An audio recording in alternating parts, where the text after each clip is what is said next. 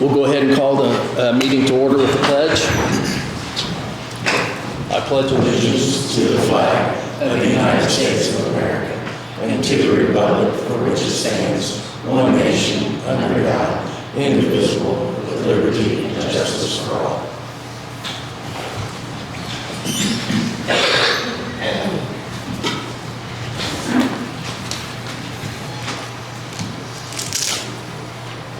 We'll go ahead and go with roll call. Brian Patterson. Here.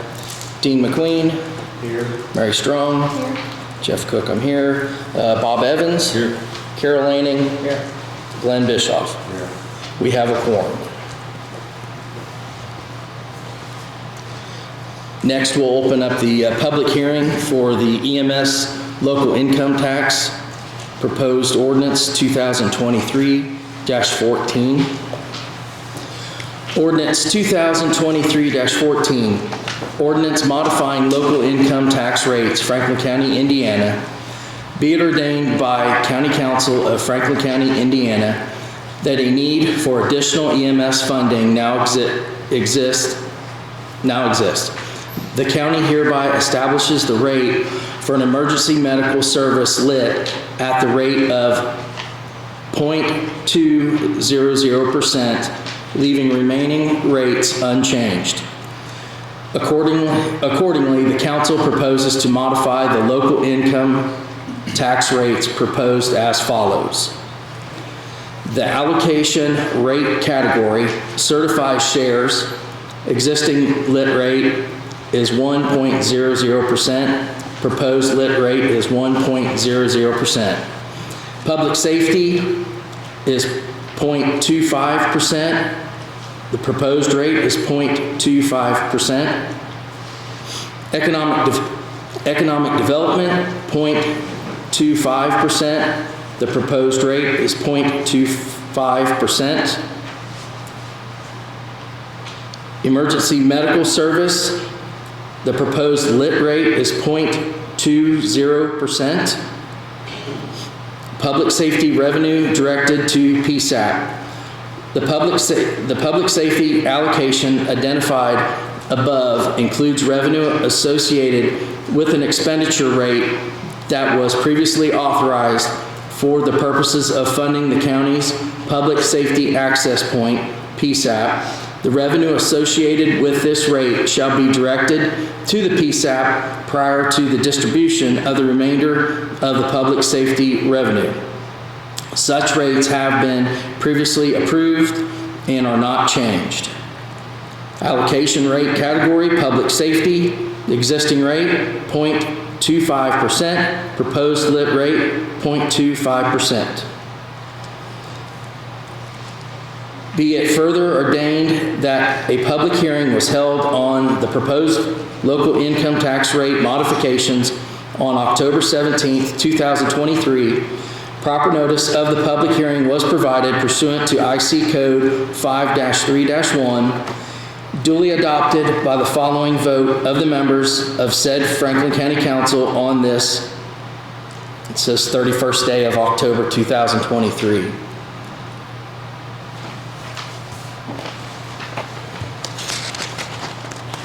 Any questions?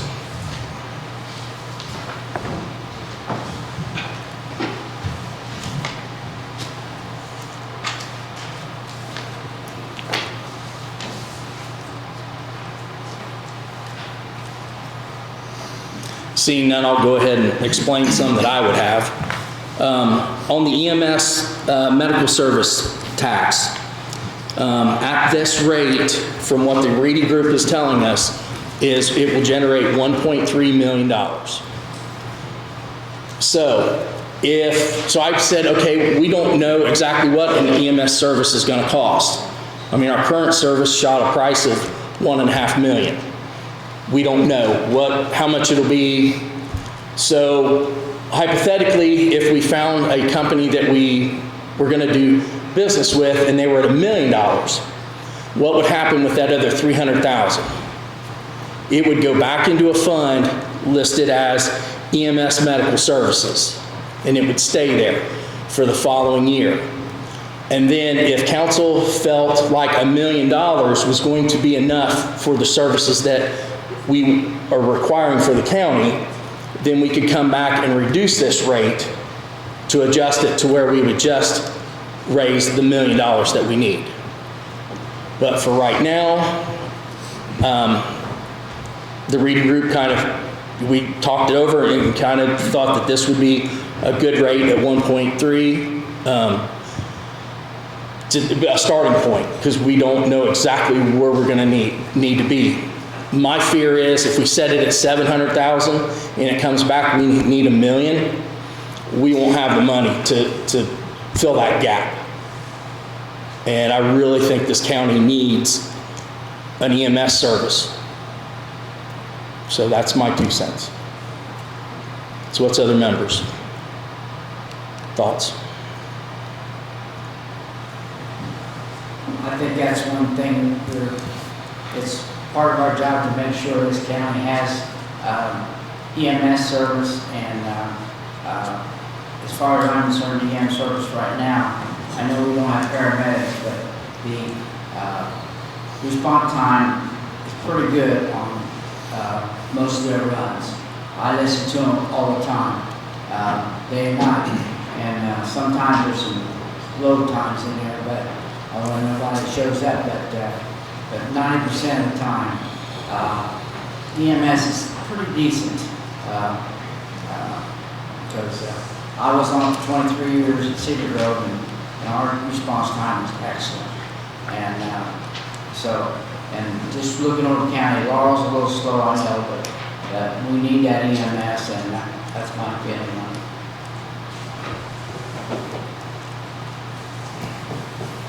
I made an inquiry of surrounding county and talked to one of their officials and gave him a little bit of information about what situation we were facing. And he was very envious of the fact that we could get the type of service which we can tweak it if we need to. He was envious of how much we were going to have to spend to get EMS because his county had gone on their own and they were paying $1.3 million now. So he thought if we can do what we're trying to do here, that it will be a bargain for us at least in the foreseeable future.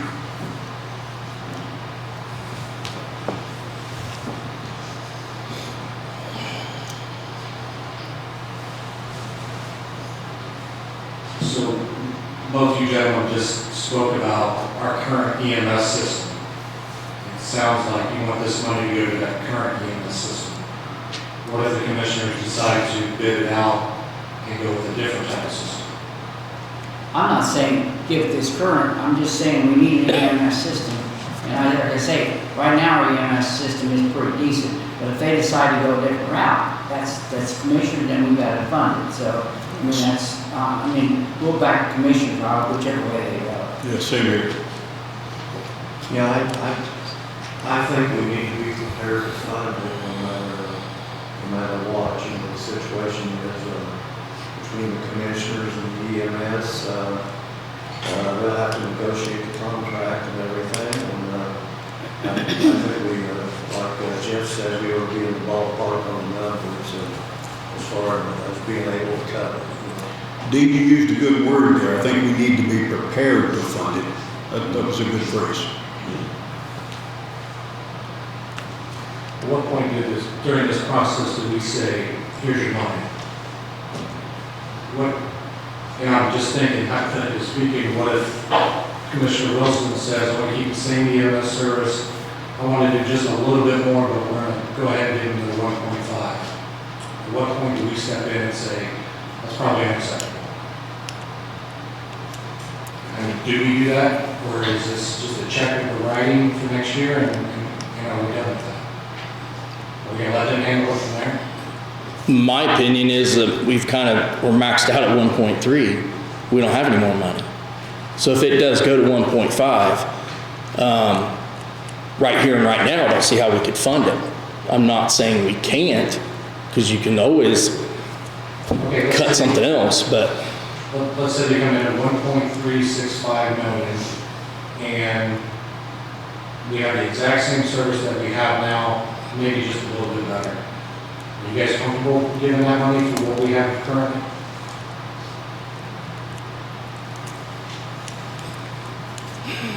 The current group wouldn't want that much money. The EMS, I'm not sure what you're saying. It's not, what if they do come back and say, hey, basically for the same service that we have now, to the best of our ability, we need 1.3 million. And he writes a check or signs the contract, are we gonna give him that money? I guess on my end, I would have to know, are we also saying that no one else will put a bid in for Franklin County? Or did we get some other bids that were lower than that? If we're gonna talk hypothetical, did we have any other bids, or is our current vendor the only one that turned in a bid? Just because they come in with bids, doesn't mean they have to accept the lowest. I guess if I would be very concerned if we did not get any bids from anybody else, and we're down to the wire, and our current vendor is the only one that's willing to serve the county. Because that's what you're kind of asking. Do we pay them, or do we not have a service? That's not what I'm saying. I'm not saying we don't have a service. What I'm saying is, do you feel comfortable doing that? What if we had a bid come in at 1 million, and our local EMS comes in at 1.3 million, that they're not really going to change their service a whole lot? Are you comfortable giving them the money just because they're here, or are we want to give the best service? I guess if we're comparing apples to apples, it's the same service. It would be the same personnel hours, the same coverage, all that stuff. We would go with $1 million, the lower bid. I mean, I wouldn't see why we wouldn't. But that is if everything is even. I mean, it has, which every bid's going to end up being a little different here and there. And that's what the commissioners are going to have to judge, what seems to be the right fit for this county. Jeff, I think the council hired Barry Ritter to do that study to find out what we need to do. And that's what we're waiting on now. I think EMS currently is asking for $700,000 for 2024, practically the same service. The 1.5 million is the price they give me around about, because I told them I wanted 2 full-time basic trucks and 1 medic. And the 1.5 million approximately would be for that, not what we have currently. Not to the best of the staff ability, 24/7.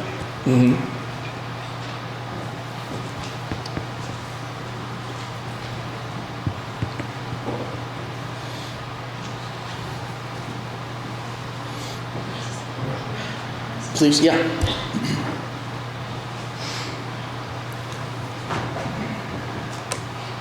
I was just wondering if it's possible to find out some data and some numbers from the EMS from the past 2 or 3 years.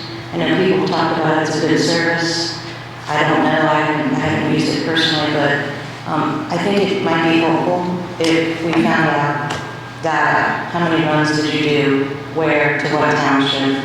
How many times was it BLS or ALS? Or how many times was a paramedic out there? So you have those numbers now. So if you do this tax and you do sign a contract for 1.5 million, you have something to compare it to next year. So that if you see the numbers are basically the same, where in previous years you've only spent 300,000 or 500,000, and now you're spending 1.3 and you're getting the same service, then you know something is amiss. But if you don't have any real data and numbers for how many 911 calls they went on, you have nothing to compare it to besides your own anecdotal ideas. And I just think it'd be better for the municipality to have actual numbers from what they did provide for those contracts. And I'm assuming that's what Mr. Ritter's putting together, correct? Yeah. Barry has collected, Barry Ritter has collected that in order to put together the request for proposal. He will present that to us at our November 1st meeting for approval. And at that point in time, I can ask him if he can provide provide that information for you. You can see that as well. He has already collected all that data from 911 and our current EMS. And Brian, to your point, I agree with you entirely. I have absolutely no desire to fund our current service with that amount or with a contract of that size. But as Jeff and others have said, I think what we're looking at now is this tax that will fund 1.3 million for services. If we don't spend 1.3 million, we spend 900,000, we spend $1 million. That money's going to sit, it's going to go back, we can reduce that tax rate later. We need to be prepared to fund the best contract that's presented to us when it is presented. That's what I can say from you tonight. Yeah, because we're kind of, it's not optimum, but we're in a time crunch. This has to be decided by the 31st of this month. And I mean, right now, I think this is the best we can do right now, is to get our ducks in a row. So if this happens, we can hopefully, the commissioners and council can get together on selecting what the best EMS fit for our county is. Thank you. Just one more question is there any guarantee to the taxpayers that, I know you said you'd review this once a year, I guess, if the majority of you guys leave and there's a whole new council? I mean, I have a feeling that over time that might be missed, and I would hate to see this tax maybe not be used and then reverts over to cash reserves, and then that grows and grows and grows, and you're collecting more money than you're actually paying out. Is there any guarantee to the taxpayer that what you bring in is what you're going to give out, so that we're not banking our tax dollars for a new tax? It's my understanding this tax rate can only be spent on emergency medical services. It can't go into the general fund. It has to stay in its own line. Every year, we have to refigure the PSAC amount. What are we giving, what fire departments? That all has to be figured every year. So we will be looking, and again, whoever's sitting up here, we'll be looking at that tax every year. And this will be part of that. They'll have to look at it every year too. So that's the only guarantee I can say. I don't see anything in the contract or anything anywhere saying that you're not allowed to have $300,000 in another line for EMS. It's just going to be up to the council that they need to pay attention to it. Thanks. Yeah.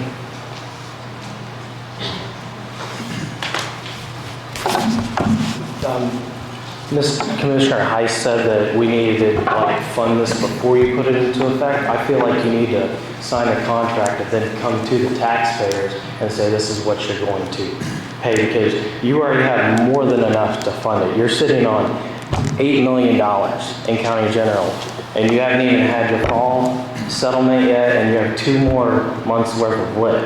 You can fund your entire county general budget with that without even taking a tax levy next year.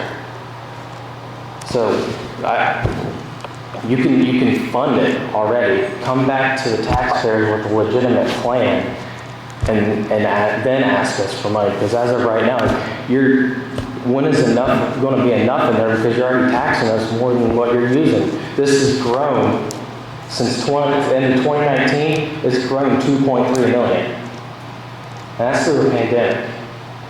And then you come to the taxpayers where we're forced to pay it, or we go to jail, or lose our homes. I think it's just irresponsible.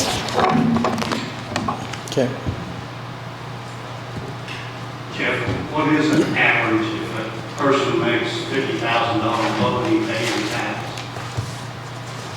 It was.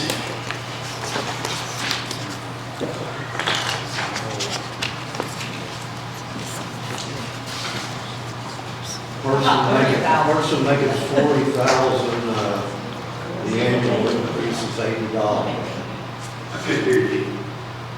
A person making 40,000, the annual increase is $80 $80. per year.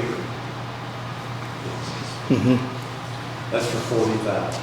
Look at the county employees, they make an average of 30,000, so won't figure on that. About $70. Median income for Franklin County is $69,440. It's $138.88 per person. Families making $100,000, it's $200 a year. $150,000 is $300.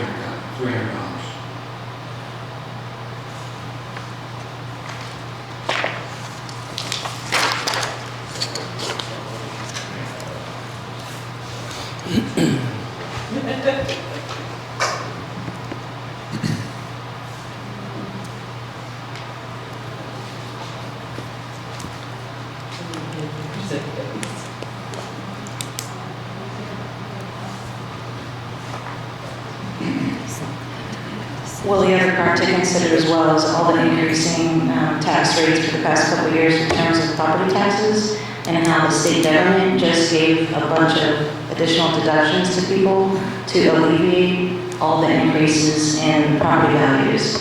So we've already been taxed quite a bit in the past couple of years in terms of property values increased dramatically so much that they've made laws to counteract that, and this would just compound that problem.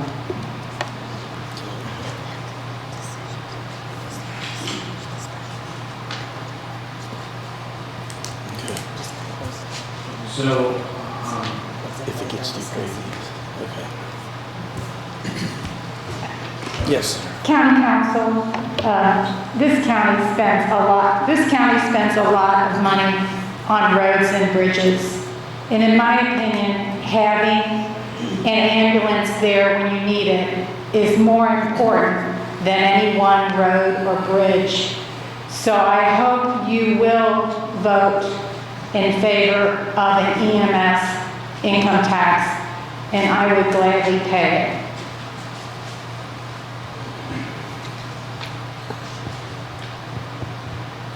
I would do if my wife's having a heart attack.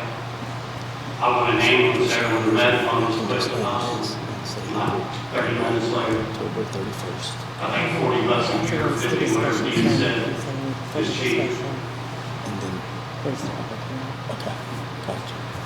it's 138 in the average family. Franklin County. 138.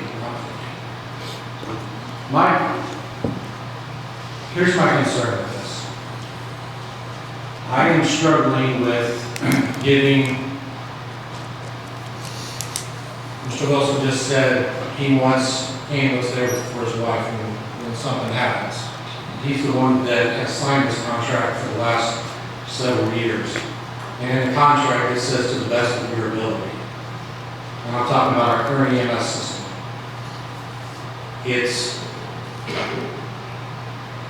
That type of leadership is frustrating.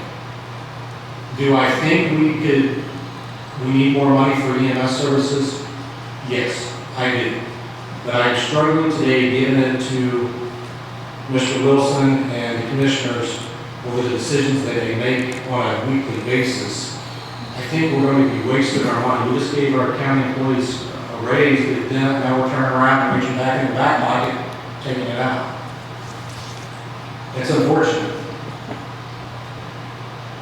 You're right, I have signed that contract over the last several years according to the money the county council has appropriated. So it's our fault we have the service that we have now. Okay. If you haven't appropriated it, they've asked for more money for several years, and it's always come up $300,000. So let me ask you this, our Franklin County health insurance, which is, I'm going to get to this point in just a second. Why have you not put out for bid our health insurance in the last, let's call it 10 years? Why have you not tried to find a different broker? Since I've taken office, our health insurance has went up almost $1 million. Almost $1 million, and he refuses to bid it out. This is what I'm struggling with taxing the people another $1.3 million to hand to somebody who refuses to put it out for bid and who just seems to not manage things properly. And I point out Mr. Wilson because he's the president and he's the one that he's in control of it. That's my issue right now that. Do I think we need some more money? Yes. I think we should already have better EMS service than what we have now. And I'm going to play a recording here that a fireman sent me back on May the 8th. And it sums up how I feel about our current service right now. And I hope that this call here never happens to anybody in this room. So that's my frustration with giving the money. It's not that we can't, it's not that the taxpayers really, no, it's not that we should go to them and reach in their pocket to take it, when I think we have money sitting on the table that we can use and fund ourselves for this next year until we can make sure the service is right. Instead of, like Derek said, just instead of reaching out and asking the people in the crowd for the money, why can't we reach in our pocket and figure it out and force the commissioners to, the health insurance is just one aspect of it. We waste money all over this county. We just spent $4 million, almost $4 million on trucks and dump trucks and just anything we can think of, and that's the frustrating part. And that, where did that money come from? That $4 million? It was federal money. It was also $2 million of that money was State Road 1 money that we got that could have been used on other things. We could have had proper EMS service and really looked into it and started funding it. And then when this tax came out, then we could start really looking into it. Okay. So I'm going to play this and then I'm going to shut up because I think a lot of people already have their mind made up and I've made my point on why I'm voting no.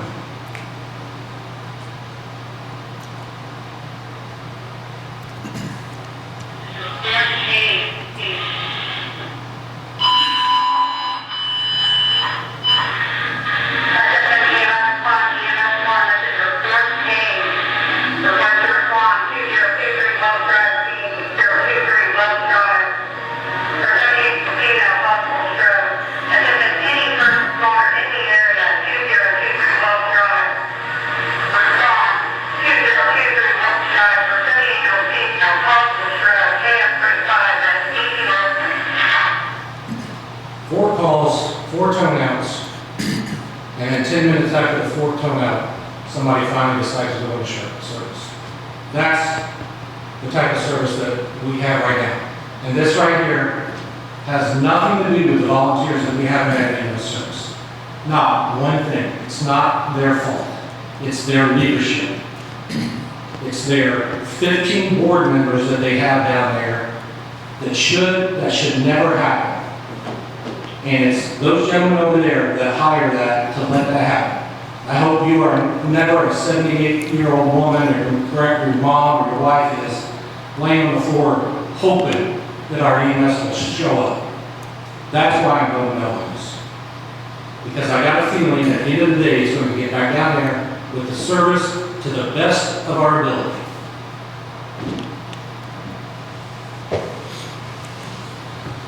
One question I want to make sure I understand. This money, this 1.3 that would come in, can only be used for emergency medical services, yes? Is that yes? I'm going to have our Grant, could you speak to that? This money can only be, this EMS tax can only be spent for emergency medical services. That's my understanding. It was surplus at the end of the year. I'm not sure what happens on the surplus. I was trying to find that actually, or looking, but yeah, for the initial year, it would only be EMS. I'm trying to see if I see anything as far as if there's a surplus. When I talked to Tyler Lewis today from Reedy, he said that money stays in that line. Yeah, I've never seen any of these reverted, so that would be my assumption that it would not revert in general, would stay there.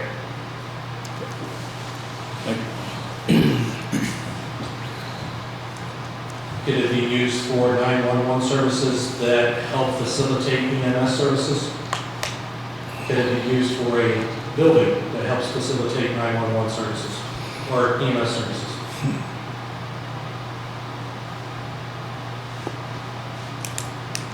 Sorry. I'm looking at the definition of emergency medical in there. I don't believe it would through the targeted PSAP rate that would go in to cover that. Give me 1 second.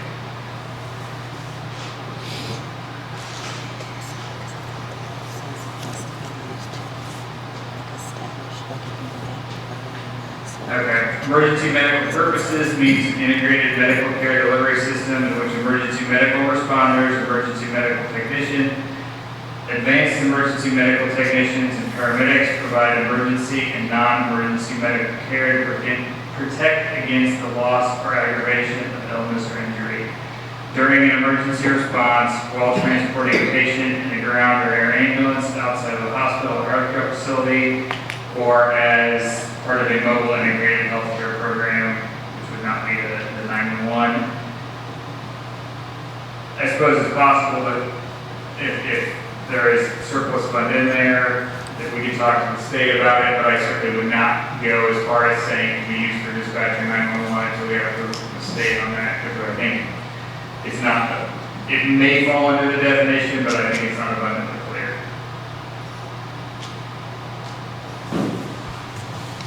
So it could be used possibly if approved by the state and the law is interpreted that it is read that we could use it for 911. So at that point, when we were talking about Bridget's point about are we going to reevaluate and give the tax back, I personally have never seen the government tax me and then turn around and say, hey, I'm going to lower your taxes. I just never seen that. Maybe we're going to be the first. We'll see. What did Reeves have to say about the tax versus funding it ourselves from general? I mean, to Derek's point, I don't disagree with Derek. I mean, if we've got the money, we fund it. I specifically asked them that when they were down here for that special meeting, and they said no. That county general's for operating expenses, not for something like this. That's why we use the PSAP, the public safety money. So we're hamstrung with county general fund we can't even use it for? He hired, he's the one who they have paid for several years now to do their financial plan, and they're not making that recommendation to use it for that. Doesn't mean we can't. Doesn't mean you can't. You guys are going to be doing more additionals tonight, and for 2023, you're already $1 million over the budget. So we can only do that for so many years, and that's just spending money for, I don't know, what do you call them, emergency things. $1 million every year for 5 years is $5 million. It goes quick when we start spending, Jeff, I understand that. And I understand exactly what Mr. Rice is saying, that until we get the proper service and the proper contracts in place, I think we self-fund it ourselves. We've already appropriated $500,000 for next year. If we can get Mr. Wilson to bid out our health insurance and see if we can save money there, I got a feeling that we'd probably save another $400,000, $500,000 there, based off of my conversations with other health insurance providers. And then we just did in another $500,000 general or whatever it takes to make it happen.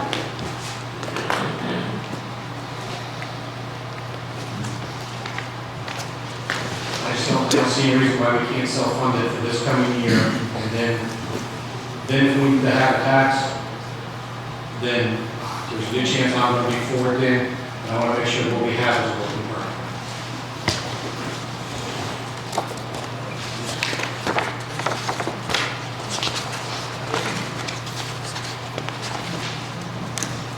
I think this extra tax should be used, if it's enacted, to improve the services to people,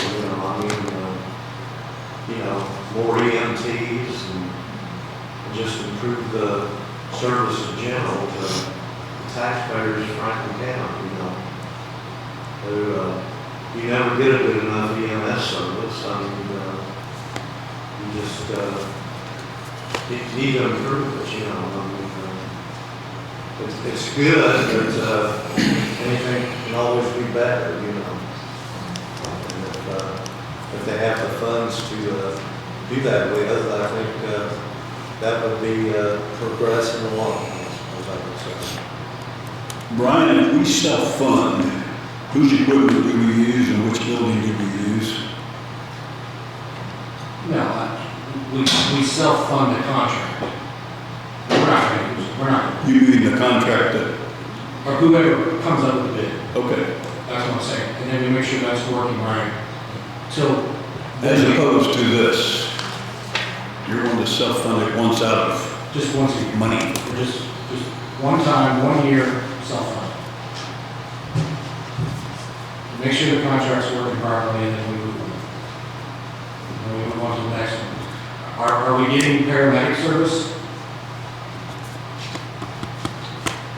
That's what I asked for, is one medic truck and 2 BLS trucks. So what do we have now?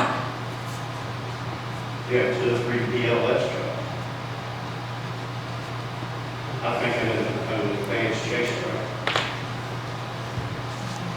So we have 1 BLS on right now, and then EMGs. Yeah, I think there's a truck at Laurel, 2 here in Brookville, maybe 1 in Harrisburg, 1 in Harrisburg. Well, those are EMTs. I'm saying we have 1 basic life person covering the county. We need 1 advanced, We need 1 advanced, what I said. 1 advanced chase truck. When will we know what our other options are, if any? As soon as Mr. Ritter gives us the number. Is there a time frame? Is there an estimation on time? I talked to him this afternoon, he said November 1, he would be here and would present to us the request for proposal.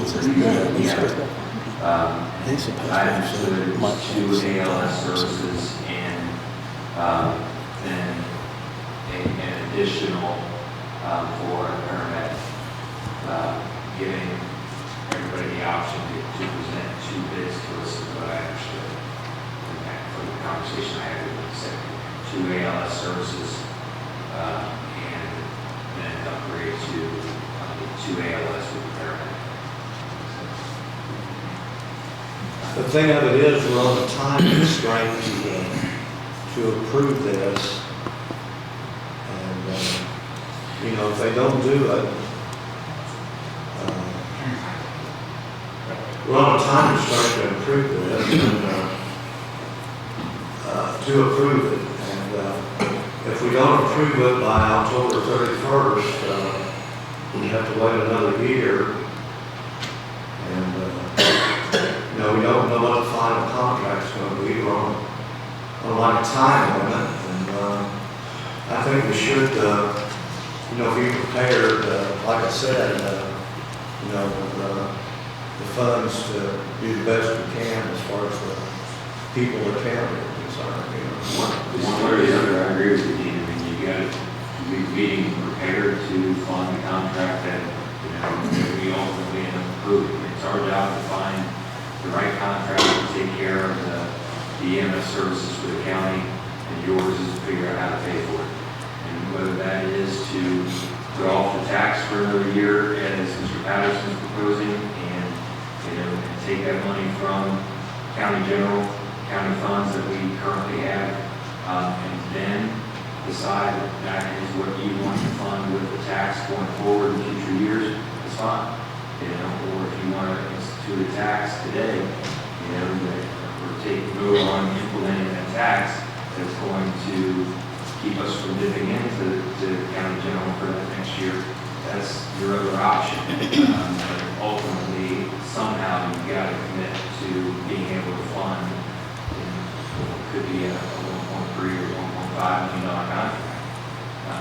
We'll present. Is the 31st our drop dead date? Well, so tonight, this is just one of the public hearings. We do not have to vote on it tonight. We will have a special meeting October 31st, and then that's when it'll have to be voted up or down to enact it. We can't wait till our No, November meeting, no. No, because if we get the bid, if you put the bids out November 1st, assume it's going to take 3 weeks, something like that. You can, if it's following year. yeah, I guess, yeah. Yeah, you can. Then, yeah. It Then just won't go we'll, into effect next year. And then we would have to self-fund whatever commissioners come up with. So it's up to council. But yes, tonight we do not have to vote on it. When you say they'll have the bid in, We won't have bids, we'll have the request for proposal will be prepared to present to us to send out to potential bidders on November 1st.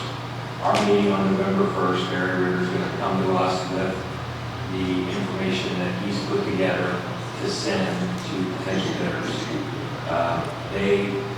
He's got a list of who he suspects will bid. They already know that he's working on it and will be waiting on it. He thinks he can request a turnaround of those bids in 3 weeks. So we can put something together by year's end. That's my conversation with him at 3 o'clock this afternoon. Current contract will run out December 31st.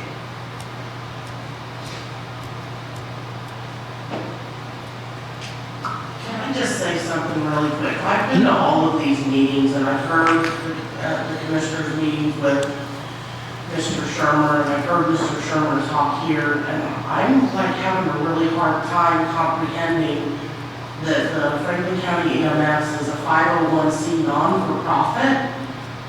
And in my mind, a 501c non-for-profit does fundraising, does all this other stuff to help generate money for their organization to help pay for stuff. So for me, it's hard for me to wrap my head around how they can come to the county and ask for $1.5 million when I've not seen any fundraising on their end or anything of that nature. Now, if you go and you pay the $1.5 million for that contract, are the citizens of Franklin County, are they going to get a free service from that EMS? Or is the EMS still going to charge that person when they go to it? See, I have a lot of questions, and I've been to all meetings, so I'm still kind of, so they do. it can go either way. So I don't know if maybe you guys can clarify that for me, or, Yes, we're going to charge, okay. because we give them 500,000, well, we just gave them 500,000 this year. And according to what I'm remembering, they charged insurances and taxpayers $480,000, somewhere in there. 400 some thousand, so they're a $950,000 company right now. And we give what we get. So they are filing as a nonprofit organization? That's the way I understood it. Yeah, they are. I know, but They are. 501? Well, shouldn't their books be open now? If it's, if it's a nonprofit organization? Yes. So the latest taxes on the IRS website is for 2019. You can get a copy, it's public information, but it's only from 2019. I don't know why it hasn't been the rest of the years. How much cash reserves were they sitting on? I'm sorry. I believe the number I seen was about 700,000. Then they bought a house next to it.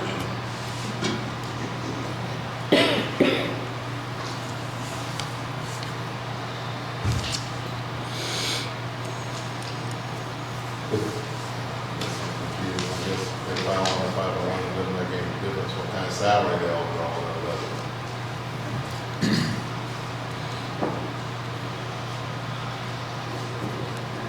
But should be, tax rate should be up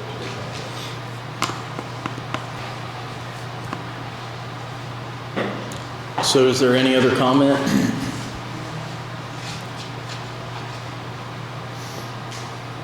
So seeing none, we will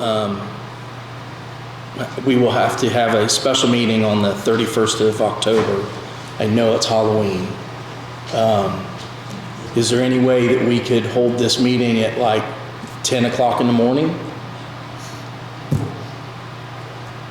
I mean, would that suffice for everyone, please? make that call, yeah. Okay. Let's do that. So on the 31st at 10 o'clock a.m. in this room. I think that date's tentative. There might be a scheduling reason you might need to have a little bit earlier than that. We'll probably discuss that offline. Okay. We might have to have it, that date might not work. We may have to go earlier. Okay. Okay. So seeing no other comment right now, the public hearing will be closed. We'll move on to September 15th, 19th, 2023 minutes.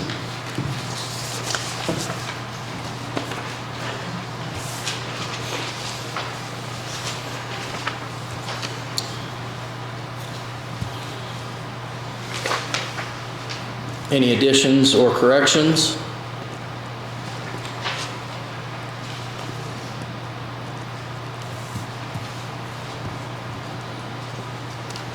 Seeing none, the floor is open for a motion to approve.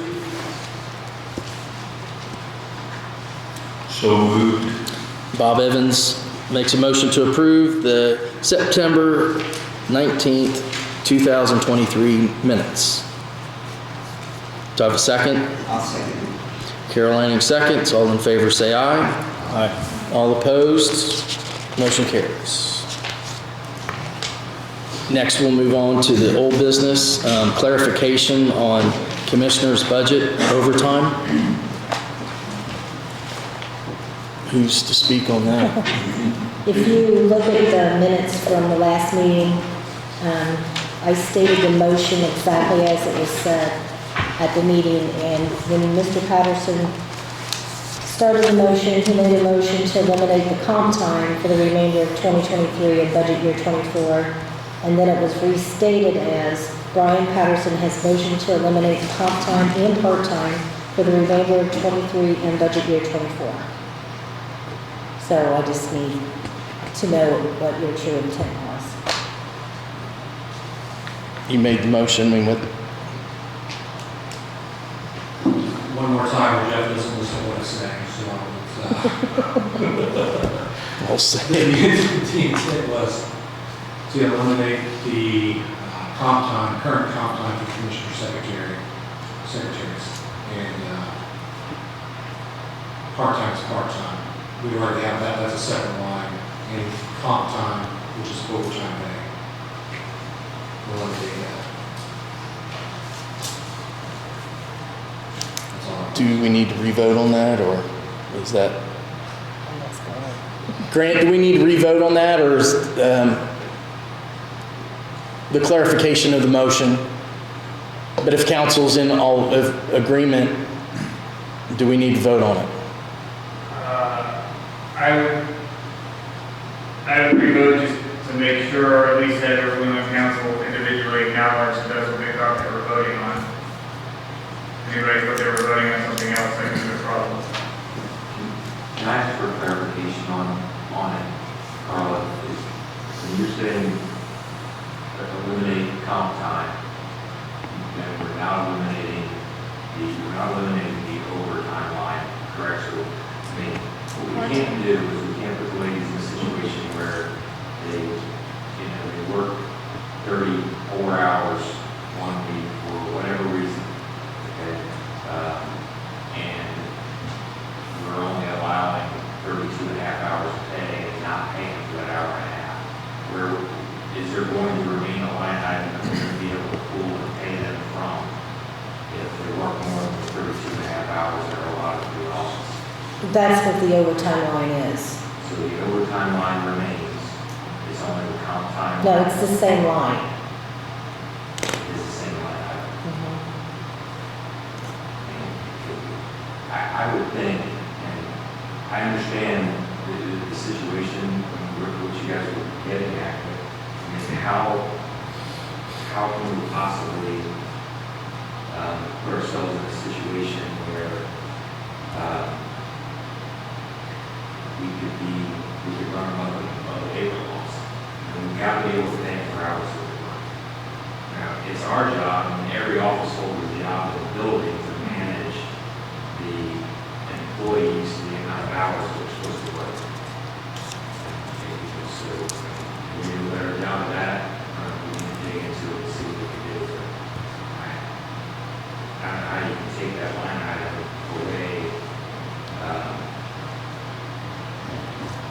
So you're saying that there's going to be an emergency come up where they work 34 and a half hours instead of 32? If it happens, we have to do it. Well, then we can pay then you can come and ask for an additional appropriation from the part-time, or transfer from the part-time line, potentially paying, possibly, I don't know. What was that? I missed that. What did you say, Erica? What did you say? They don't have part-time line. The part-time that you guys are getting confused with is their second position is part-time in the commissioner's office and part-time at the highway. Yeah. But it's a full-time position. Just split. I'm not taking that away. My recommendation, John, is you work over 32 and a half hours per week.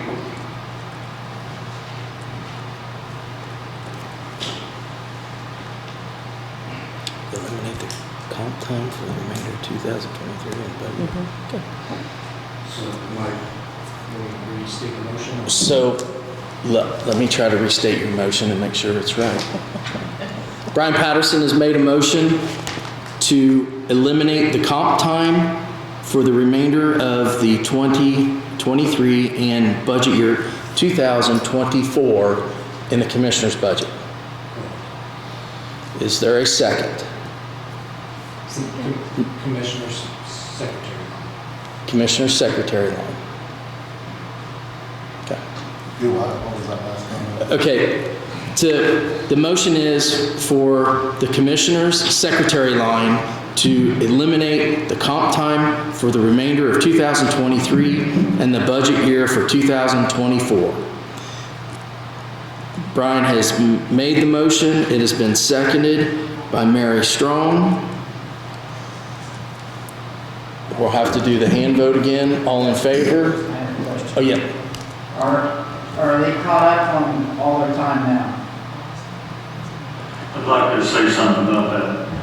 First of all, what they don't what I think people didn't understand is when Jackie quit the highway for resign, that required Lisa to go over there, and they had just asked for a reduction because they thought they didn't need all those hours. Well, turned out they didn't need them, but she had to go to the highway.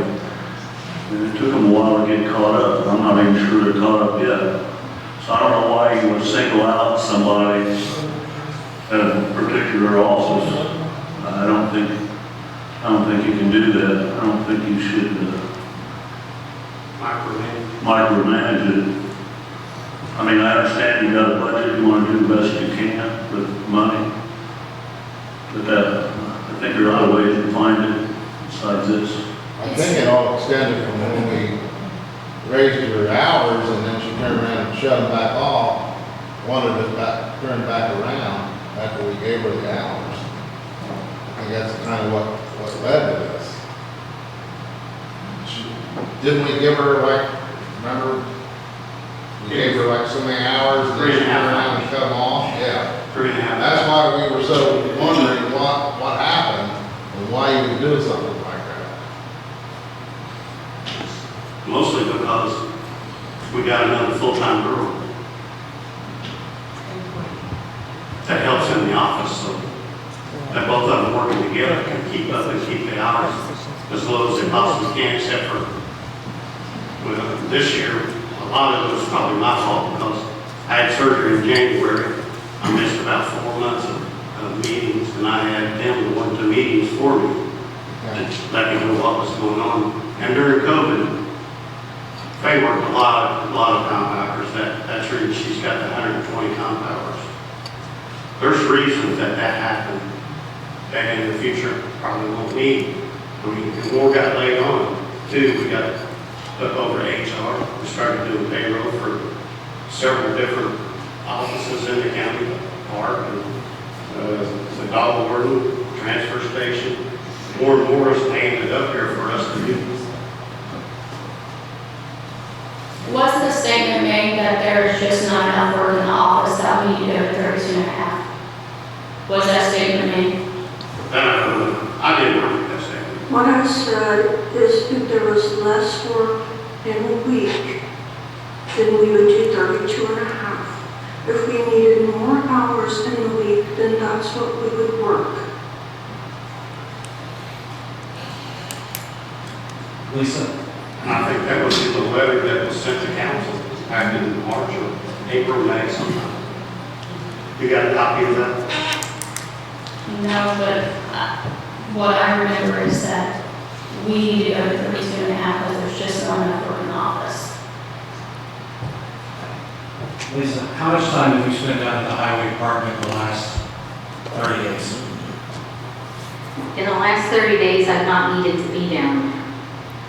But when Jackie left, I got a crash course in 3 days to learn the job. And that was a lot. That was a lot. And I did put in a lot of hours during that time. I personally would like to keep my hours at 32 and a half, if that's okay. If it would make you guys happier to go to 36 hours, then so be it. At this point, I don't care. I really think all of this is very foolish. But I did spend time down at the highway, and I did spend time helping Sheila, and I don't feel like I had a normal life until the 1st of July. Yes, okay. I would agree this is foolish.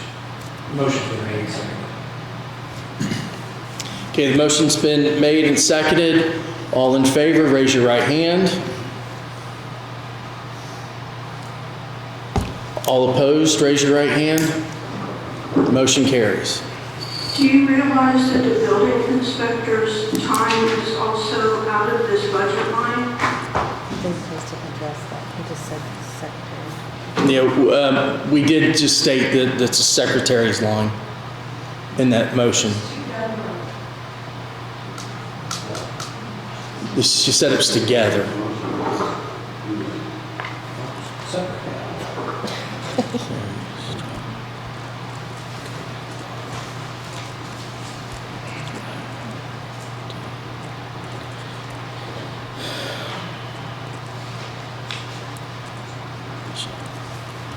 Okay. If you'll take a look at the commissioner's reports, I'm sure you'll see that there's other offices that work 40+ hours when they're only supposed to be working 32 and a half. I'm going to jump in on that one. I put in as an elected official over 40 hours a week, and I only get paid at the 32 and a half hour level. I have 2 other employees in my office. One works 32 and a half hours, and my chief deputy works 37 and a half, because we open our doors at 7:30 a.m. and we're here till 4.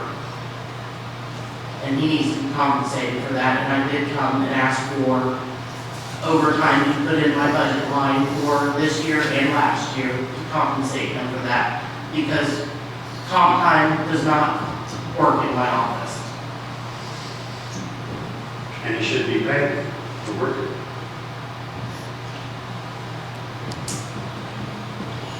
Okay, next we'll move on to the 2024 budget adoption, ordinance 2023-16. So the ordinance number is 2023-16. Fund name rainy day, the adopted budget was $10,000. General, $8,493,644. Election registration, $108,145.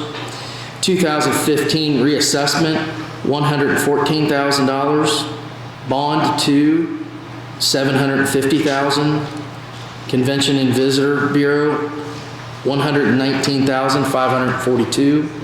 Highway Department, $3,276,935.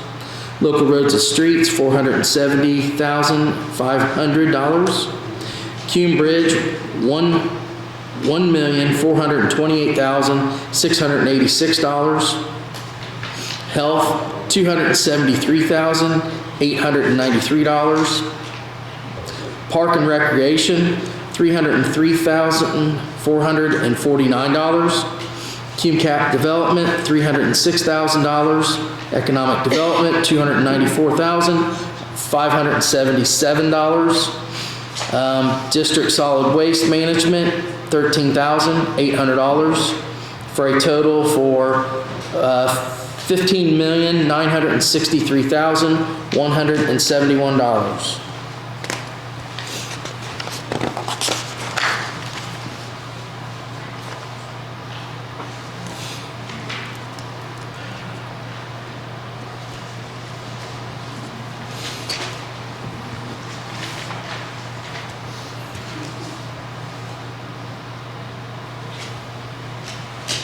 So the floor is open for a motion to approve.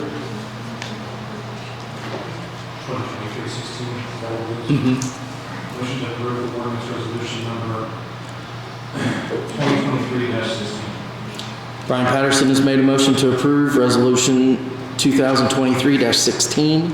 Do I have a second? Second. Very strong seconds. All in favor say aye. Aye. All opposed, motion carries. Next is the Transfer of Funds Certificate 2023-27. The Franklin County Council hereby certifies the following action in regards to transferring from one major budget classification to another. Public Law 24 SB, effective April 14th, 1971, was done at a meeting. From election room rental, $3,850 to election equipment, $3,850. From election clerks, $6,500 to election equipment, $6,500. From election judges, $6,500 to equipment, $6,500. From election training, $2,000 to election equipment, $2,000. From election inspectors, $4,600 to equipment, $4,600. From jailer number 3, $8,000 to overtime comp payout jail, $8,000. From general jailer 3, $6,000 to part-time jailer, $6,000. Economic development, phone and internet, $1,800 to economic development equipment, $1,800. From economic development computer maintenance, $600 to economic development office supplies, $600. From office supplies auditor, $350 to equipment auditor, $350. Cume Bridge, Snail Creek, $16,191.90 to Cume Bridge, River Road, Gobblers Creek, $16,191.90. From 2020 EMA, $8,000 to 2020 EMA, $8,000. And that such transfers do not necessitate expenditure of more money than was set out in detail in the budget is finally approved by the State Department of Local Government Finance. The transfer was made at a regular public meeting to the proper resolution, a copy of which is attached to this certificate dated the 17th day of October, 2023. Any questions?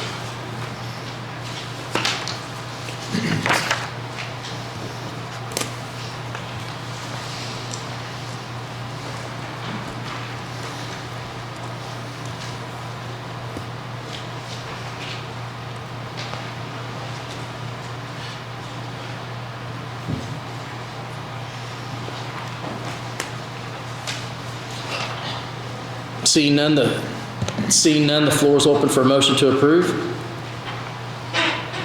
I'll approve transfers of certified funds 2023-27. Carol Lanning has made a motion to approve the transfer of funds certificate 2023-27. Do I have a second? Second. Very strong seconds. All in favor say aye. Aye. All opposed? Motion carries. Next is the additional appropriation resolution 2023-28, where it has been determined it is now necessary to appropriate more money than was originally appropriated in the annual budget. Now, therefore, Section 1 be ordained by County Council of Franklin County that for the expenses of the taxing unit, the following additional sums of money are hereby appropriated out of the funds named and for the purposes specified, subject to laws governing the same. Fund name general, other services and charges, $46,500 for a total of $46,500. Fund name Cume Cap, other services and charges, $55,000 for a total for Cume Cap, $55,000. Fund name Health, $500 for a total for health, that was supplies, $500. Total for health was $500. Fund name Elected Official Training, other services and charges, $400 for a total for elected official training, $400. Fund name Statewide 911, capital outlays, $39,061 for a total for statewide 911, $39,061. Fund name Duke Energy Grant, capital outlays $10,000 for Duke Energy Grant, $10,000.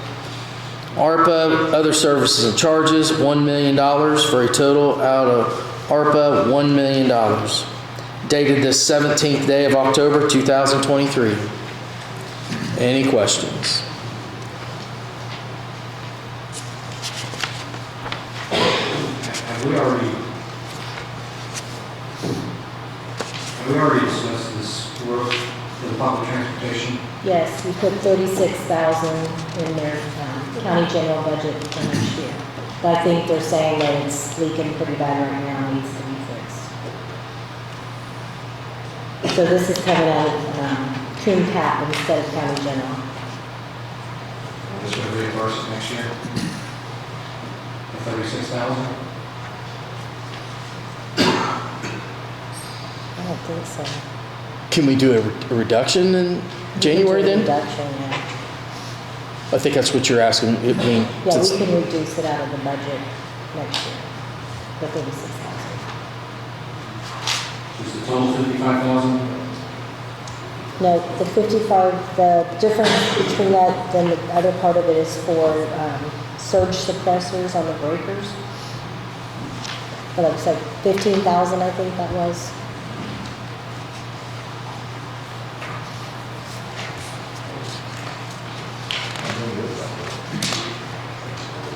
Here's I put the bids in there, the quotes of that. It's behind it. Oh, the next sheet, not there, should be. Yeah, right there. Council, I have a question. I put in some additional as well, and didn't hear those called out, read out. Are those in there?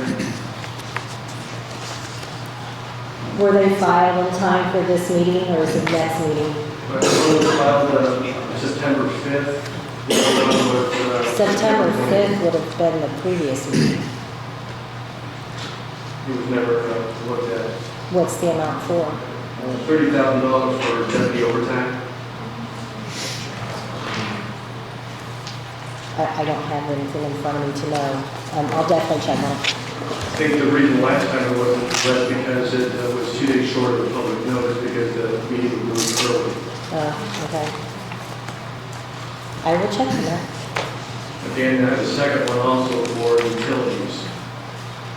For what? For utilities, additional appropriation for utilities, that was filed 9/28. That one's in there. So that's, I didn't hear it.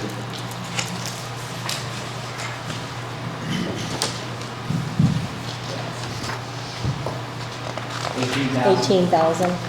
18,000. Okay.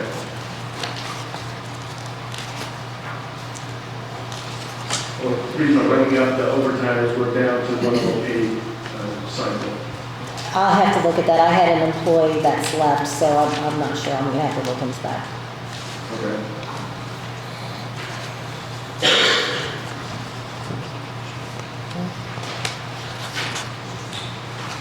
On the EMS building, is this the total charge, what are we going to charge? The 22.5? On the EMS building, it says to pay Ritter for EMS building, structure, is that the final bill? I think so, that's just, he completed his study. Give us that, Sheriff. Barry Ritter gave us the final quote on the 911 building, and we go there, $800 some $1,000. His fee, is that it? So the bill he's got here, if we buy his last bill, so he does something. So it does the EMS.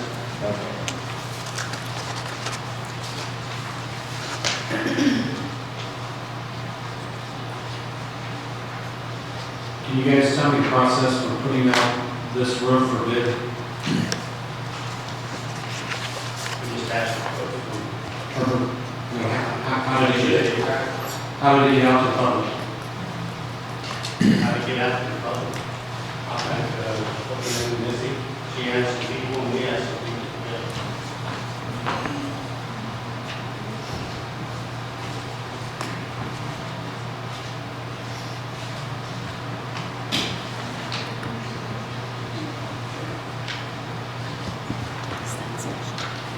So just ask people, there's no formal way to put it out for bid or anything? How do you want to do it? Did you advertise it in the paper? Did you put it on Facebook? Did you email all local contractors? Contact the local chamber of commerce, hey, any roofers in there? I mean, How's it always done, Tom? How do you always do it? We use local contractors and companies that we know. Okay. So they're all contractors? How many different contractors are you contacting that on these kind of jobs? On the roofing, I think we asked three.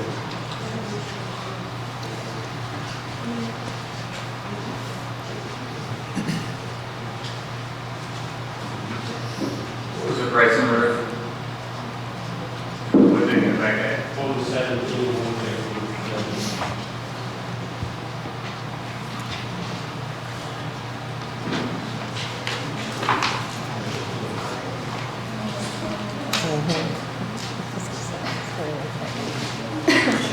I do have a question because it says 55,000. It's, that's the 15,000. I don't know what that's Because the surge is 15,000 and if you took the lowest bid at 18, it doesn't equal 55,000. That, it equals, 33,850.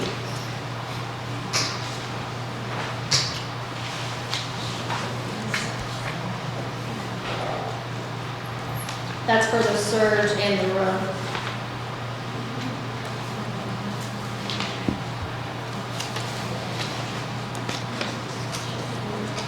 The search protector also says down here at the bottom that it's waiting, we're waiting on Ludwig's bid. So we're going to approve the bid, and we're still waiting on another bid from Ludwig's. We've been waiting about it.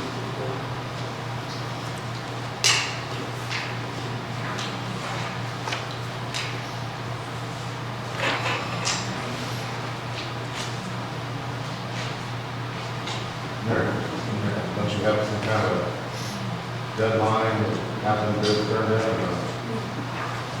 On this, we did the lowest, right now, from the last lightning strike, we just got everything on. All the fire lines were out, a lot of them electrical loading. The elevator was out, there was a ton of a lot of things, a lot of computer stuff, right? We need this.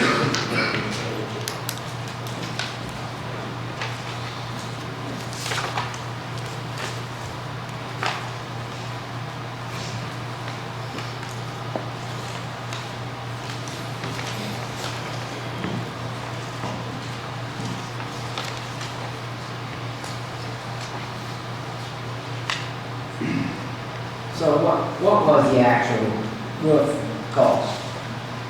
I think one building was 17 something. One was- No, I meant over the transportation station, or over the public transportation. What was the original cost, the real cost on it? Has it been done yet? No, just still waiting. So what is the bid that you're looking at right now? It's in your It's in the packet. packet. 17,500. One's 18,850. It's right behind. The other one's 21,580. Carol, it's loose, it's like this. Yep.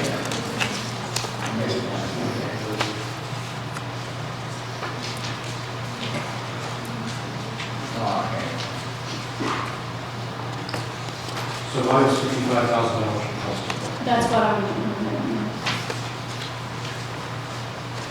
I can hear you. Why was $55,000 requested?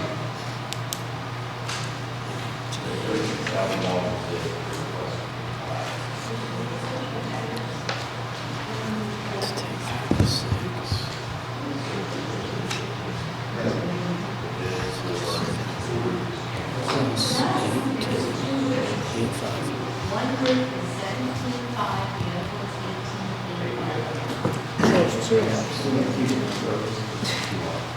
I thought it was the same bid for the same run. But adding both of those up only comes to 45,000. Let me see. We're close somewhere. These are not two separate bids for one group. These are two separate bids for two different groups. One for the senior building and one for the Brookville Senior Center, which I guess, which one is transportation? What's the other reference that senior center? Which one is the transportation center? They both say senior center on both of the bids. Both of the bids say senior center. Senior building is the address on the first one. The second one says Brookville Senior Center. So I just assumed it was two different bids for the same building. It is. You couldn't get the same guy to do the same bid on both of them?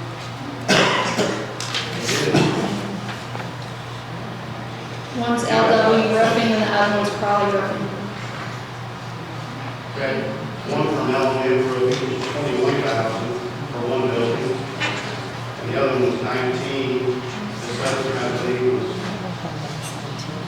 Crawley Roofing was 18,850 and 17,500. So explain to me which buildings we're doing. The senior building out of the park, right? Yeah, and public transportation, senior building says this way, public transportation says this way, both roads. Okay, so the garage and the, Yeah, both of them are 26 years old. Public transportation is actually leading down to the light into the wall sockets. So what you're saying, there's just a mistake on what they wrote it as, because both says senior On the building. address, Yeah, they both say senior building, not transfer station. On the bid, we didn't know that. there's no transfer station. I mean, what other building you? She meant transportation. Yeah, transportation is what I meant. There's two for the senior, but no transportation. Are two different buildings. But they just both say the same, that's why there's confusion. They both say senior on the bids. Tom, which roof is more intricate than the other? I mean, which one's worst of roof? I think it's probably the public transportation buildings needed more. Okay. Well, we're going to guess at this, that the public transportation would be the L&W roofing. They're both county buildings. I understand. What council's trying to do is, which building is this for? The L&W roofing? What building is that for? That, the L&W is one bidder, and Crawley is another bidder. You have both bids there, and they both bid on the same exact thing. So we're doing both buildings for 21,000? No. They don't have the second page? All they have is, No. they have a single bid from L&W for 21,580 and a single bid from Crawley for 18,850. Oh, no, there's two bids for I guess I just need to know, how much is it going to cost to do the transportation building? Here's your other bid here. Okay. This one's for 19. Okay. And this one's for 21, which would match what Crawley has. Okay. So I guess what I'm trying to say is, which one of these numbers goes to which roof? This is public transportation building and senior building. They're a little Gotcha, different. gotcha, okay. So, the one that says public transportation building is $19,505. And then the senior building is $21,580. So I guessed wrong. So.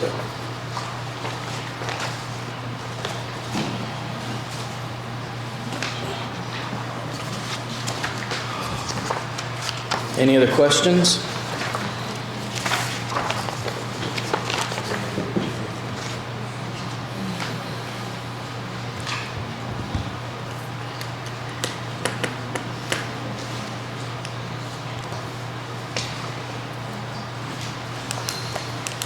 Mary, how much money, what do you come up with, what total? Well, you said the second one was, I can do, so, yeah, one is $21,580. The other one is $19,505. And then the surge protectors would be $15,000. And then that should be the amount that goes in that line. give me the 19 one again, and stack my stuff on my calculator. So $19,505.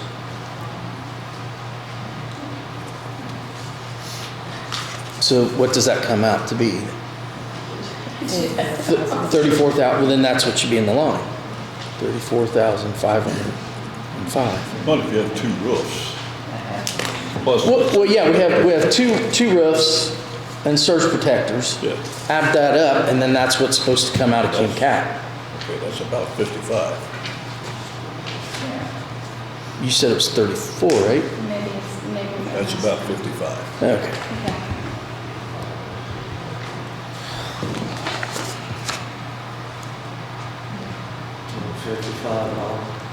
Very close.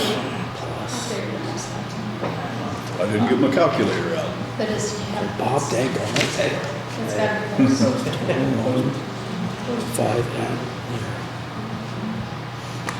That's right. $56,085. Okay. So that takes care of that.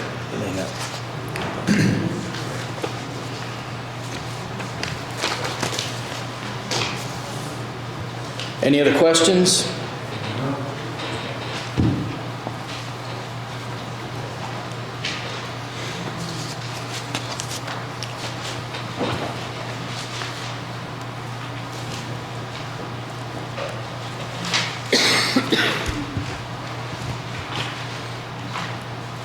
Seeing none, floor is open for a motion to approve. Make the motion to approve. Bob Evans has made a motion to approve Resolution 2023-28. Do I have a second? I'll second. Dean McQueen, seconds. All in favor, say aye. Aye. All opposed, motion carries. Next, we'll move on to the Reedy Financial Group's invoice. We have invoice 9964 in the amount of $798.15. On this invoice, there is one line that is questionable of $98.15 for Gary Smith. The auditor's going to check on it to see what it really should read. So we can either make a motion to pay this after, and instruct the auditor to pay the correct amount, because it's for $98.15 that probably shouldn't be on this, is what we're saying. So moved. Brian Patterson's made a motion to approve invoice 9964. Do I have a second? Second. Bob Evans seconds. All in favor say aye. Aye. All opposed, motion carries. Now, moving on to invoice 10019 in the amount of $5,076.95. Floor is open for a motion to approve.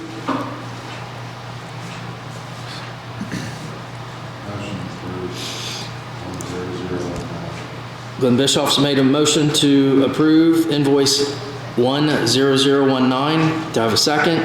Second. Carol Lanning seconds. All in favor say aye. Aye. All opposed? Motion carries.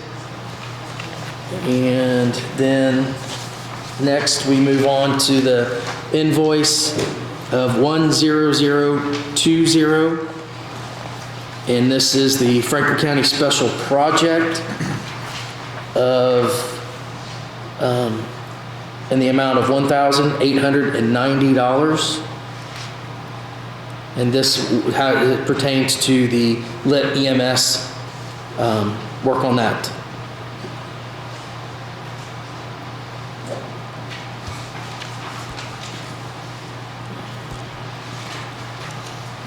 The floor is open for a motion to approve. Make the motion to approve the reading financial review. Bob Evans has made a motion to approve invoice 10020. Do I have a second? Second. Mary Strong seconds. All in favor say aye. Aye. All opposed? Motion carries.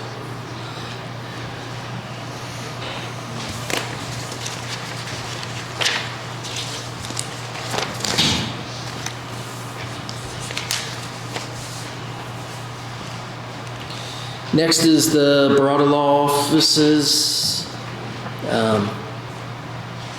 invoice 28860 in the amount of $210.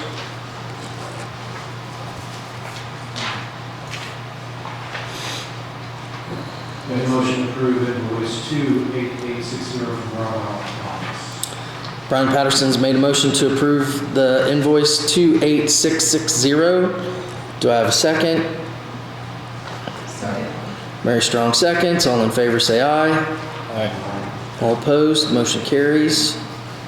And next invoice from the Barada Law Office is 28664 in the amount of $55.50. Brian Patterson makes a motion to pay invoice 28664. Do I have a second? Second. Bob Evans seconds. All in favor say aye. All opposed, motion carries.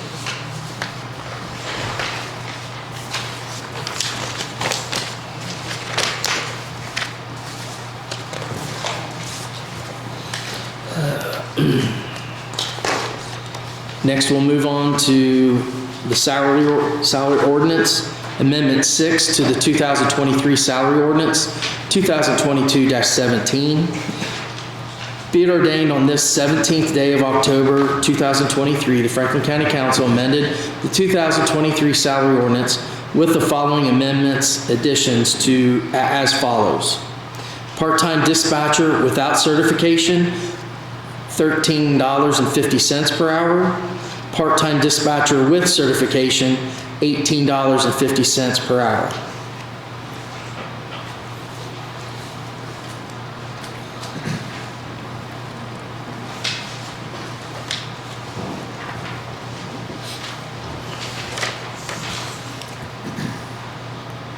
Floor is open for a motion to approve.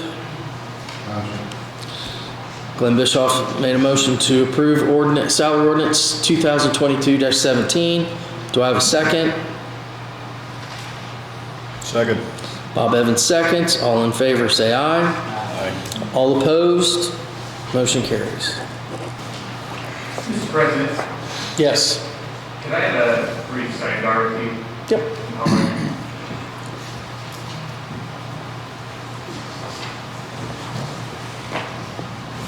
Carol's in charge, what do we do? Well, let's see, everything to discuss. Stand up for a second. You say you ordered pizza? We did that.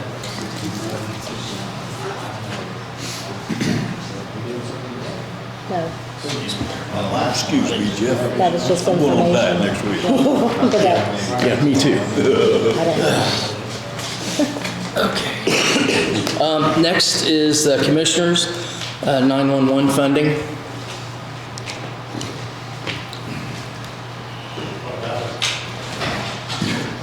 I had a note to put the commissioners on the agenda for 911 funding. That's the new building. That's for the building that Ritter gave us the quote on what it costs to get it ready for 911 services. 800-some thousand change. What do you want to go ahead with that project or put it on later? What council's feeling with moving 911 over here to this building? I asked Mr. Wilson to bring it up here to keep it fresh here. We had a indicating feasibility study by Mr. Ritter, and it was done and completed. It done feasibility that it could occur to this building that is to be purchased by the county, or it has been purchased by the county, to improve our dispatch center here for the county. Dispatch for just law, fire, EMS across the board. I see where we can make improvements. I think that's a huge step forward we need to consider. I understand you can't do that here today. You probably can't do it tomorrow, but something the council needs to think about in the future and plan for the future, how to pay for this and how we can move forward to give public safety for the public a better deal.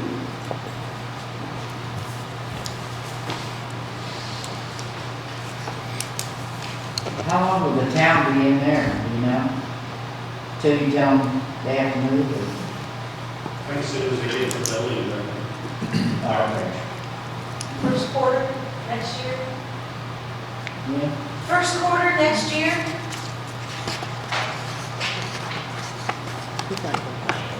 What I believe the commissioners and I are asking for you is to have that thought in your mind. Again, I know there's a lot of other pressing business here, but this is a pressing business that we need to think about. And again, we're not doing it here at the last moment. We have a study here, we have numbers in front of you which you can look at. And if that's something you want to do to help strengthen the public's safety, please consider it. Again, that's something we can look over a period of time, not at the last moment. We can look over a period of time. Thank you. Okay, thank you.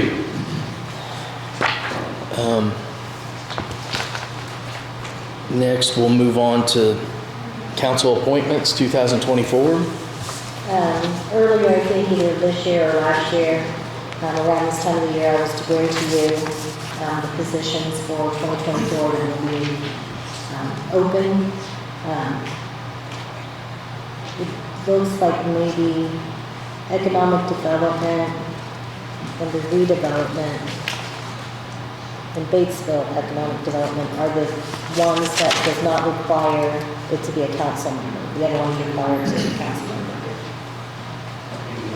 The ones that end with 12, it's the one-year terms that are up. These are all one-year terms.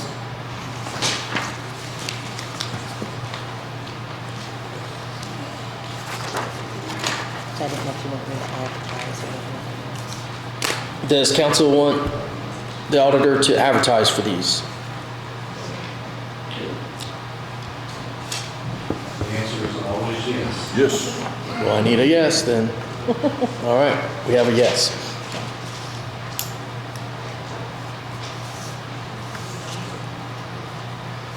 And to give us time, we could do this on our December meeting? Okay. Do it in the December meeting, so we have more time? Okay.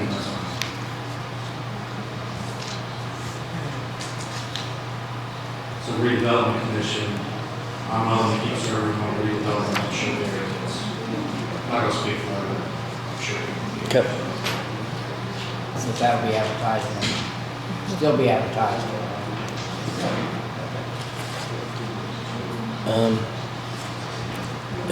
In the special meeting, I'll have to talk with the auditor and we'll get a date set up for the special meeting But since it's a special meeting, not only will we be addressing the EMS local income tax, we will also be doing additionals at that time. To take care of the sheriff's. There's a couple other ones. Okay. All right.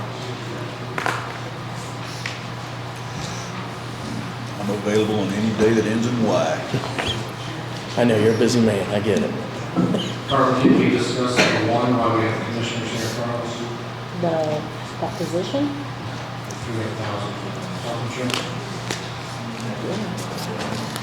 That's the additional for the October 31st or whenever that meeting gets scheduled. There's 300,000 additional for county general for health insurance.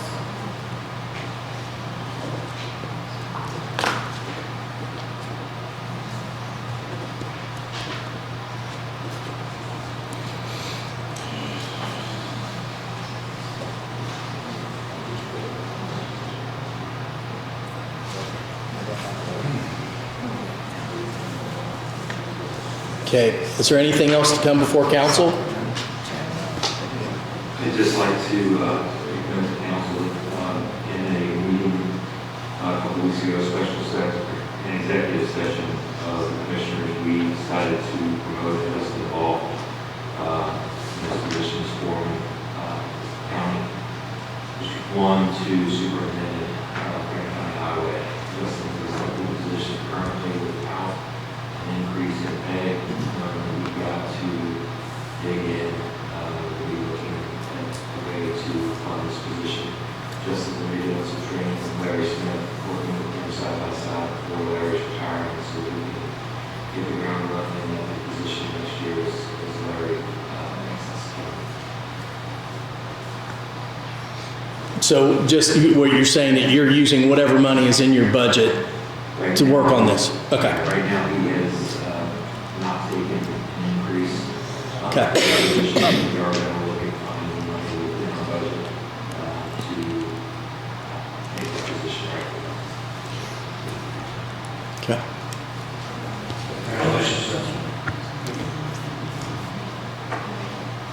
Okay, anything else to come before council? Yep.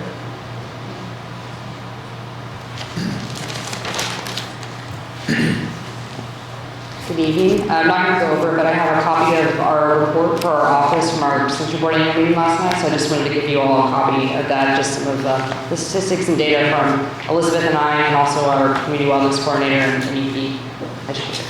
So. Thank you. Okay.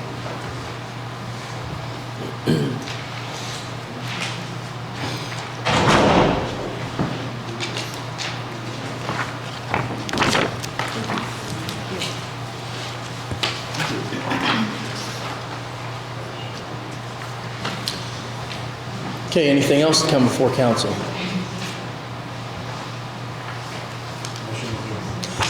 Have a motion to adjourn. Do I have a second? Glenn Bischoff seconds. All in favor say aye. Aye. All opposed? Meeting adjourned.